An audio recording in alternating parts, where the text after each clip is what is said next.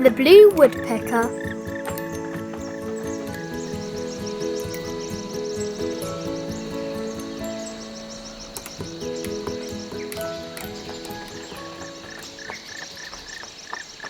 A blue woodpecker pecked on the trunk of a tall, twisted oak tree. The noise echoed across the beautiful emerald forest that would be his new home.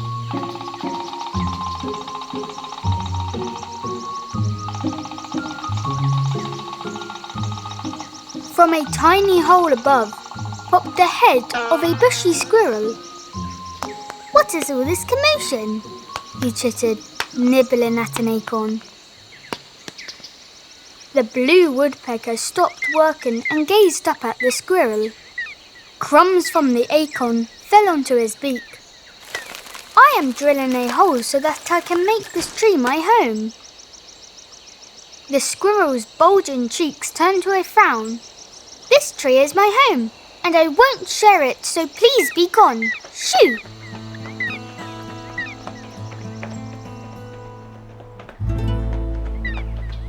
In the distance, the blue woodpecker spotted a red maple tree that looked like it could be his home.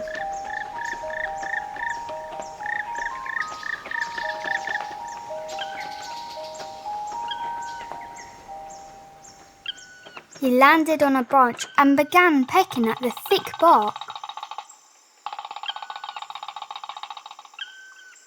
The woodpecker craned its head around. This time, his eyes fell on a chameleon camouflaged amongst the red leaves. Its shifting eyes stared at him with curiosity. "Why are you pecking on my tree?" a voice asked. "I want to drill a hole so that I can live here in the red maple," the blue woodpecker chirped. But the chameleon moved closer, shaking its head. "But this tree is my home, and you will drive all the flies from here. Please be gone. Shoo!" Though the woodpecker was disappointed, he spread his wings and flew away, searching for a new home. A long search led him to a birch tree. The pointed leaves rustled softly above the churning of the stream below. It felt like it could be home. The woodpecker found a branch and went straight to work. The noise of his pecking caused a raccoon to stir. From the roots, the raccoon watched the woodpecker through tired eyes. "Some people are trying to sleep here, you know," she snarled. The woodpecker hopped around to peer down at her. The fur around her glittering eyes was black and curled like she wore a mask. "I am trying to build my home here before the sun sets." The raccoon climbed up the tree and hugged the trunk. "This tree is my home, and I am not going to share it with anyone." The blue woodpecker was heartbroken and still without a home. Before he could fly away, the raccoon spoke again. "If you go deep into the forest, there is a tree with a lot of branches and trunks. You can build your home there." After thanking the raccoon for her help, the blue woodpecker soared into the sky, wandering over the forest in search of the tree. Though he flew high, he spotted nothing that looked like the tree mentioned by the raccoon. A small mossy pond came into view.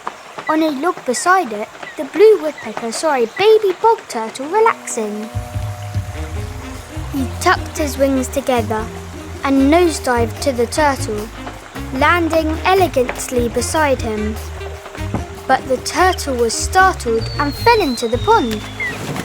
The blue woodpecker watched the water ripple before his head reappeared at the surface.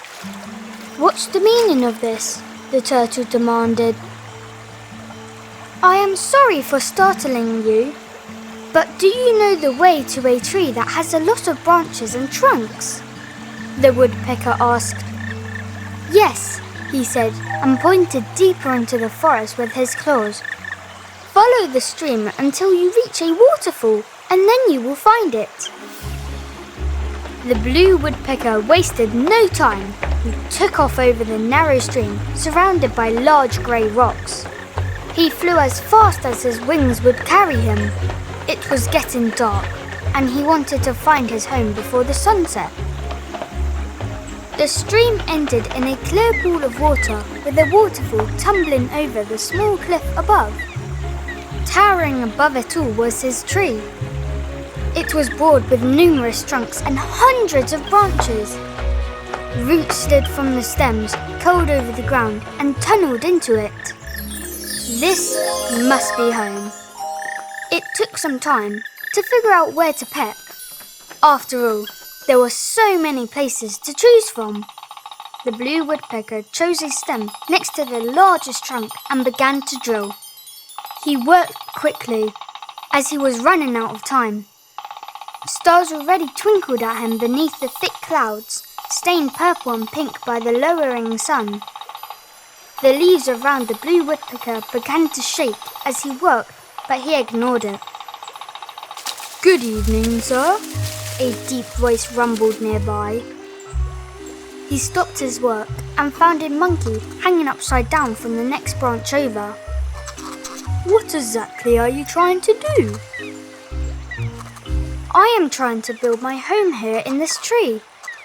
The monkey laughed and let out a screech. Other monkeys appeared on the nearby branches to watch, grinning with bright teeth at the woodpecker. "But this is where the monkeys live," he said, "and we only share our home with our brothers and sisters." "Please," the blue woodpecker said, "I have been going from tree to tree and everyone has told me to go away. It's almost dark and I am without a home."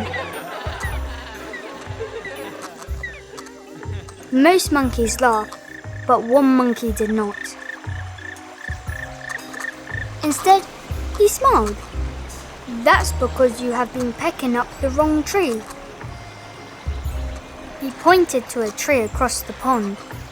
"That is a pine tree, and I'm sure it would make a very happy home for you."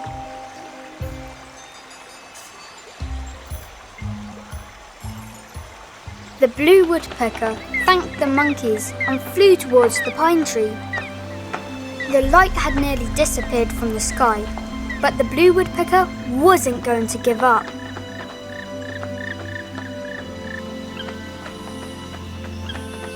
The blue woodpecker flew to the pine tree and began to peck at the first spot he found.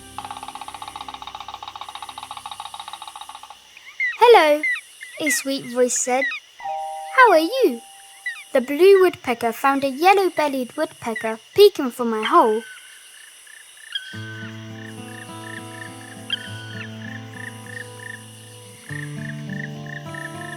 It was so dark that he had not been able to see it.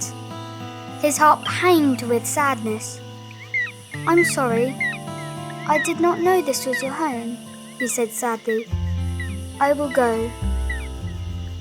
The blue woodpecker ruffled his wings, but the yellow-bellied woodpecker poked her head further from the hole in alarm. "No, no, no," she said quickly. "I have plenty of space in my home. You can join me if you want." The blue woodpecker smiled in relief. He followed the yellow-bellied woodpecker into the large pine trunk.